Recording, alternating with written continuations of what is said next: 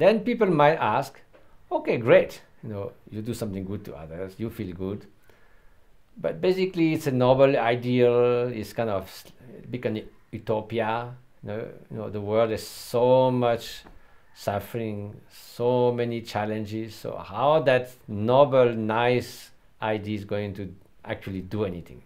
Because if we have been altruistic for 2,000 years or more, why we are in such a mess? So then, if you think of the very special challenges of our time, it's quite new, and we were taken by surprise. We have to face now a difficulty to reconcile 3 time scale. First, we have what people call reality. That's the economy. They say, the stock market going up and down from one day to the next. We have to make our account at the end of the year. That's what matters. Everybody else should be at the service of that. Forgetting that money and wealth should be at the service of society, not the opposite. But anyway, but that's the short term. Maximum 1 year or very few years, but usually a few days even. How the stock market up and down. But then, of course, then you have life satisfaction. And that's not just a matter of days or even few years. It's a whole life project. I mean, a career, a family, a generation, and a lifetime. So how you are going to look at your life is by the overall quality of every moment that has passed by, whether that life have meaning, whether you had the freedom to fulfill your deep aspiration. And when you look back, whether we do it with regret or with sense of, wow, that was a very fortunate, well done life. I can just die without regret. So whether you at a moment of death or even before, when you look back or you look forward, it makes sense of direction.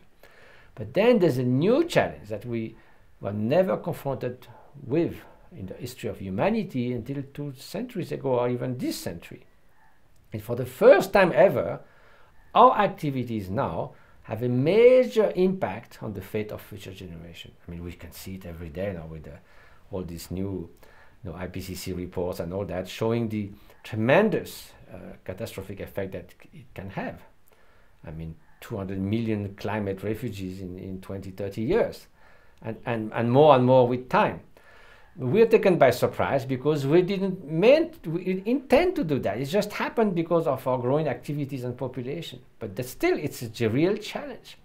Now, if short-term economics speaks with people, especially for the environment, they're not speaking the same language. And it's very frustrating. They don't have the same concepts. Environment, of course, look at what's going to happen in 30, 40 years. Emotionally, we are equipped to react to what's immediate danger. If I tell you a rhinoceros is going to come full speed in this room in 30 years, if it's now, you will run away. If it says in 30 years, you will say, so what? Let's see. So that's because of that. So now they need a concept to at least talk to each other. And it's very frustrating from all sides. That's why people entrench in their just economy and they cannot speak with those who are only thinking of the future.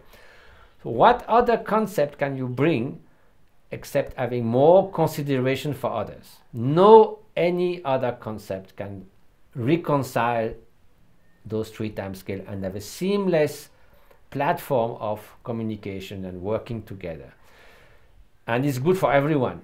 Now, in the short term future and in the long term. Why? Because if you have more consideration for others, you will not play like at the casino with the savings of lifelong saving of people just to get a big bonus at the end of the year, as it happened. We have seen more and more in the deregulated economy and the crisis of 2008 and 9 and now still. So if you have more consideration for others, you will make sure to reduce inequalities in the world, to make foster happiness in society, in the family, at the workplace. So this is a better place to live and to thrive in life.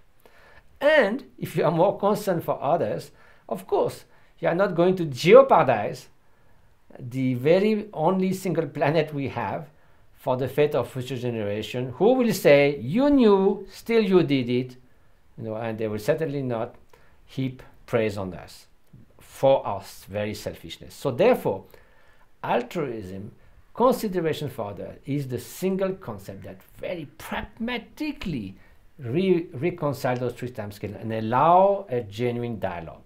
And you get caring economics, you get gross national happiness or flourishing of the people, and you get genuine concern for the fate of the biosphere, of the Earth, which is the home for life, not only us, but 1.6 million other species. Let's not just think of one.